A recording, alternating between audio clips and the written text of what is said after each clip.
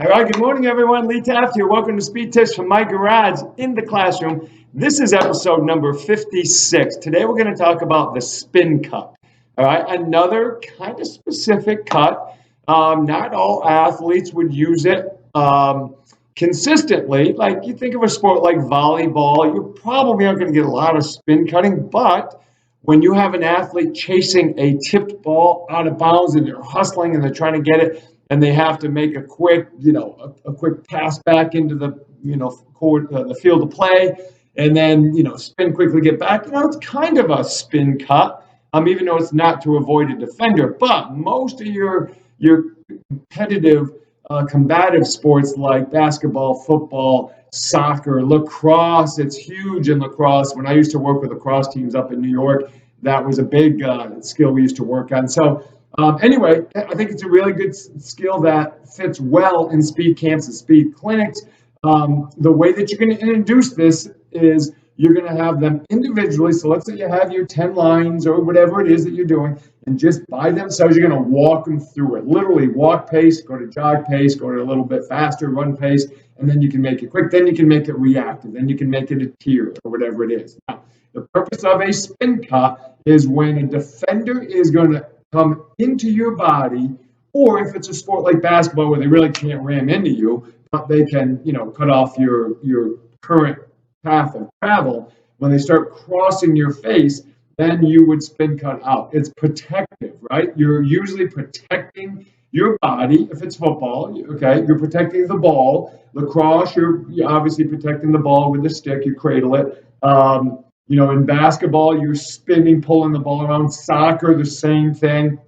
Let me just show you the techniques that you would introduce. It's a pretty simple skill to teach, but yet for the athletes to do it quickly, it takes a little bit of work. Okay, so it looks like this. So what I do is I'll literally have them jog, and I'll take them. So if I'm facing straight, I'll just turn it to maybe 2 o'clock, something like that. And they'll just start walking, and what I ask them to do is spin, almost like they were going to plant their foot and change directions to come back. So the spin cut has to go with the inside leg, not the outside leg. So if I'm going in this direction, this is my inside leg, right? This is my outside leg.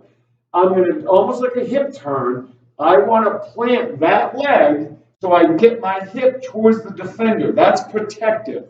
It's protective of keeping space between me and them, but it also protects my knees and my hips, okay?